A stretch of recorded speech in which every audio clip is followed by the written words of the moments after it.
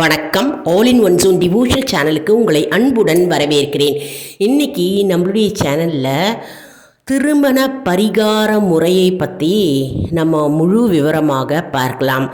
அதாவது திருமணம் தள்ளி போய்கொண்டே இருக்கிறது மற்றும் திருமண தடைகள் இருக்கிறது மற்றும் ஜாதகத்தில் ஏதாவது தோஷம் இருக்கிறது, எப்பொழுதும் திருமணம் பேச்சுவார்த்தையை எடுத்தாலே ஏதாவது ஒரு காரணத்தால் அது விலகி போய்கொண்டே இருக்கிறது. அந்த மாதிரி காரணத்துக்கெல்லாம் நம்ம திருமண தடைகளை நிவர்த்தி செய்யும் திருமண பரிகார முறையை பற்றி தான் நம்ம சேனலை இப்போ நம்ம பார்க்க போகிறோம். அதற்கு முன்னால் நம்மளுடைய சேனலை இதான் ஃபர்ஸ்ட் டைம் பார்க்குறவங்களா இருந்தாலும் சரி, சப்ஸ்கிரைப் பண்ணாமல் பார்க்குறவங்களா இருந்தாலும் சரி, நம்ம சேனலை சப்ஸ்கிரைப் பண்ணிக்கோங்க. கூடவே அந்த பெல் பட்டனை ப்ரெஸ் பண்ணிக்கோங்க. ஆல் என்கின்ற ஆப்ஷனையும் ப்ரெஸ் பண்ணிக்கோங்க. அப்போ தான் நான் போடுற வீடியோஸ் எல்லாம் உங்களுக்கு உடனுக்குடன் நோட்டிஃபிகேஷனில் மிஸ் பண்ணாமல் தெரிய வரும். சரி, வாங்க இப்போ நம்ம வீடியோக்குள்ளே போகலாம். அதாவது நம்மள பல வீடுகளில் பார்த்தோம்னா திருமண தடைகள் ஏற்படும். அதாவது திருமண வயதில் இருக்கும் ஆண் மற்றும் திருமண வயதில் இருக்கும் பெண்களுக்கு அந்த நேரத்தில் திருமண வயதில் திருமணம் ஆக முடியாமல் திருமணம் தடைப்பட்டு கொண்டே இருக்கும். அதே போல் அவங்க ஜாதகத்தில் ஏதாவது தோஷம் இருந்தாலும் சரி, மற்றும் திருமண பேச்சுவார்த்தை திருமணத்தை பற்றியே ஏதாவது பேசினாக்க அது தடைப்பட்டு கொண்டு அது தள்ளி போய்கொண்டே இருக்கும். இப்போ இந்த மாதிரி திருமண தடைகள் அந்த மாதிரி இருந்ததுன்னா அந்த ஆணோ அந்த பெண்ணோ இந்த கோவிலுக்கு அவர்களை அழைத்து வர வேண்டும். அந்த கோவிலுக்கு நம்ம அழைத்து அவர்களுக்கு பரிகாரம், அதாவது திருமண பரிகாரம் நம்ம செஞ்சால் திருமண நிவர்த்தி தடைகள் நிவர்த்தி ஆகும்.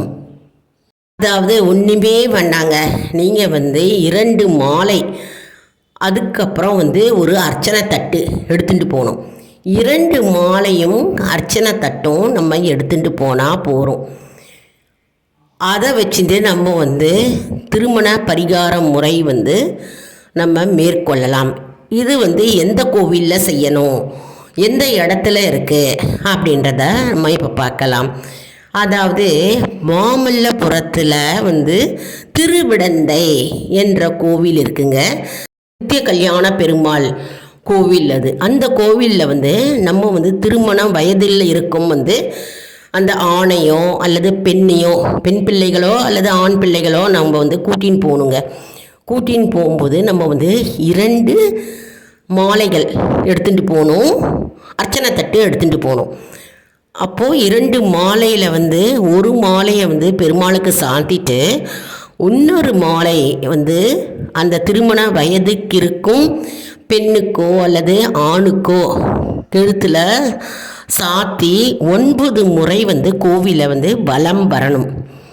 மேலும் பெருமாளுக்கு உங்களுடைய கோத்திரம், நட்சத்திரம் மற்றும் ராசி இதெல்லாம் சொல்லி அர்ச்சனை செய்ய வேண்டும்.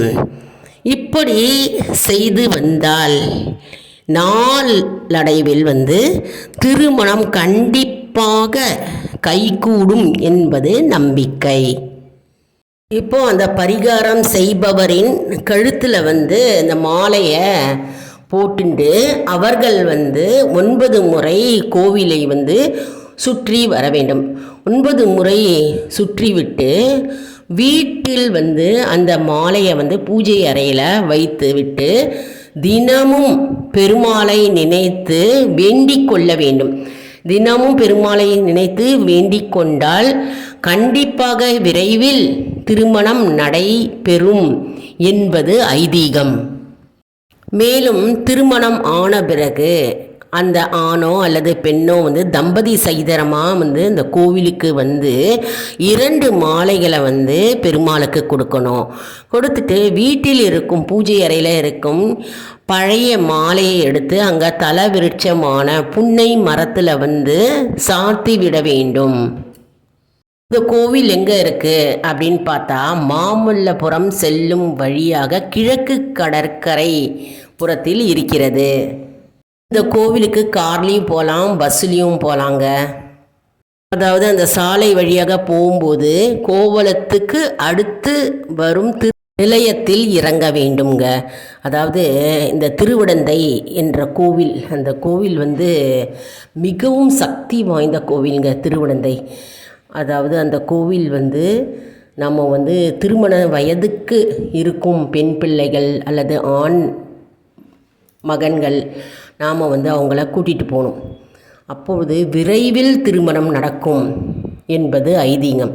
இப்போ நம்ம கேள்விப்பட்டிருக்கலாங்க, நிறையா பேர் சொல்லி கேள்விப்பட்டிருக்கலாம். அதாவது இப்போ எனக்கே நிறையா பேர் தோழி மற்றும் தெரிந்தவங்க அவங்கெல்லாம் சொல்லியிருக்கிறார்கள். அதாவது திருவிடந்தை கோவிலுக்கு போங்க, கோவிலுக்கு போயிட்டு நித்திய கல்யாண பெருமாள் அந்த கோவிலில் மாலை ஒன்று பெருமாளுக்கு சாத்திட்டு இன்னொரு மாலை பரிகாரம் செய்பவர்கள் கழுத்தில் போட்டு 9 முறை கோவிலில் பிரகாரத்தை வலம் வர வேண்டும் அப்படின்னு சொல்கிறாங்க. அந்த கழுத்தில் போட்டுட்ட மாலையை வீட்டில் பூஜை அறையில் வைத்து நம்ம தினம்தோறும் பெருமாளை நினைத்து வேண்டிக் கொள்ள வேண்டும் அப்படின்னு சொன்னாங்க. அப்புறம் விரைவில் அவங்களுக்கு திருமணம் நடந்து விட்டதுன்னே சொல்கிறாங்க நிறையா பேருங்க. மிகவும் அதிசக்தி வாய்ந்த கோவில், பரிகார ஸ்தலமும் கூடங்க. திருமணம் நடக்கணும், தள்ளி போயிட்டே இருக்குது, வரன் அமையவே இல்லை, உங்கள் வீட்டு பெண்ணுக்கோ அல்லது ஆண் மகனுக்கோ வரன் அமையலை அப்படின்னா உங்களோட வீட்டு பெண் பிள்ளைங்களோ அல்லது ஆண் பிள்ளைங்களோ அந்த கோவிலுக்கு கூட்டிகிட்டு போங்க. கூட்டிகிட்டு போயிட்டு இந்த பரிகார முறையை செஞ்சால் கண்டிப்பாக திருமணம் அடுத்த முகூர்த்தத்திலேயே நடைபெறுங்க. கண்டிப்பாக. அதாவது அவங்க என்ன சொன்னாங்கன்னா, அவங்க தொடர்ந்து ஒரு 7 வாரம் போனேன் அப்படின்னு சொன்னாங்க. அதனால் நம்ம அது நடக்கிற வரைக்கும், திருமணம் நிறைவேறுவதற்கு முன்னாடி நம்ம அது வரைக்கும் நம்ம போயிட்டே இருக்கலாம். திருமணம் நடந்த பிறகும் தம்பதி சகிதமாக பகவான் முன்னாடி நின்று நம்ம அர்ச்சனை செய்ய வேண்டும். அர்ச்சனை செய்து பகவானுக்கே 2 மாலையை நம்ம சாத்த வேண்டும்.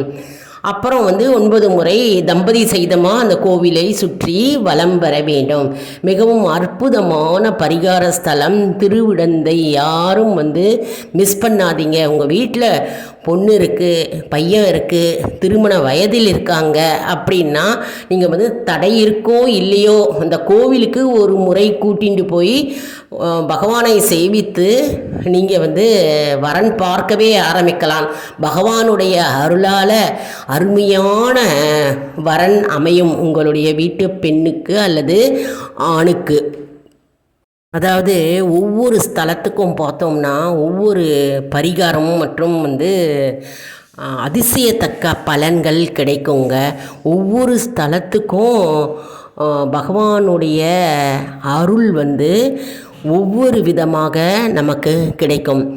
அதனால் இந்த வீடியோ உங்களுக்கு கண்ணில் படுறதே உங்களுடைய நேரம்தான், நல்ல நேரம்தான் என்று சொல்லலாம். யாரெல்லாம் இந்த வீடியோ பார்த்து கொண்டிருக்கிறீர்களோ, உங்களுக்கு பெண் பிள்ளை திருமணத்துக்கு இருக்கிறார்கள் மற்றும் ஆண் பிள்ளை திருமணத்துக்கு இருக்கிறார்கள் என்றால் இந்த கோவிலுக்கு சென்று பகவானை தரிசித்து வாருங்கள். மற்றும் இந்த பரிகாரத்தை நம்ம செஞ்சால் போகிறோம், கண்டிப்பாக நம்முடைய வேண்டுதல்கள் பகவான் நிறைவேற்றி கொடுப்பார் என்பது நம்பிக்கை. அதாவது இந்த கோவிலுக்கு இப்போ தான் போகணும், இந்த நேரத்தில் தான் போகணும், இந்த நாளில் தான் போகணும் அப்படின்லாம் எதுவுமே கிடையாதுங்க. நீங்கள் ஒரு வீக் எண்டில் ஒரு சனிக்கிழமை கூட நீங்கள் கிளம்பி நீங்கள் உங்கள் குடும்பத்தோடு நீங்கள் இந்த கோவிலுக்கு போயிட்டு வரலாம். எப்போ வேண்டுமானாலும் எந்த நேரத்தில் வேண்டுமானாலும் நம்ம கோவிலை போய் பகவானை தரிசிக்கலாம். இந்த கோவில் பார்த்தோம்னா நல்லா பிரமாதமாக இருக்குங்க. இயற்கை சூழ்நிலையில் அமைந்திருக்கிறது. நல்லா காற்றோட்டமாக இருக்கும். நல்லா மனம் அமைதி பெறும். பகவானை சேவித்த திருப்தி நமக்கு கிடைக்கும். மற்றும் நம்முடைய வேண்டுதல்கள் அப்படியே நிறைவேறும். உங்களுடைய வீட்டில் இருக்கும் திருமண வயதில் இருக்கும் பெண் அல்லது ஆண் பிள்ளைகளுக்கு என்னுடைய மனமார்ந்த வாழ்த்துக்கள். சீக்கிரமேவே விவாக பிராப்தியஸ்து.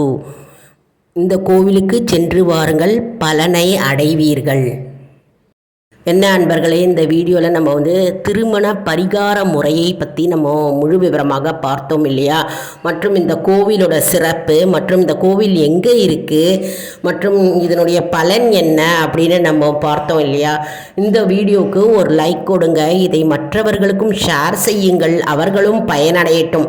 மேலும் ஆல் இன் ஒன் ஜூன் அன்பர்களுக்கு ஒரு அன்பான வேண்டுகோள். நம்முடைய கம்யூனிட்டி போஸ்ட்டில் கேள்வி பதில் நேரம் வருங்க, அந்த கேள்விகளுக்கு பதில் தாங்க. இதன் மூலம் நம்முடைய ஆன்மீக பயணம் எப்படி இருக்கிறது என்பதை நாம் தெரிந்து கொள்ளலாம் இல்லையா? இது ஒரு ஊக்கமாகவே அமையும் இல்லையா? அதனால் இது சப்ஸ்கிரைப் செய்தவர்களுக்கு மட்டுமே தெரிய வரும். அதனால் நம்முடைய சேனலை மறக்காமல் சப்ஸ்கிரைப் செய்து கொள்ளுங்கள். அடுத்த வீடியோவில் வேறு ஒரு தலைப்புடன் உங்களை சந்திக்கிறேன். நன்றி, வணக்கம்.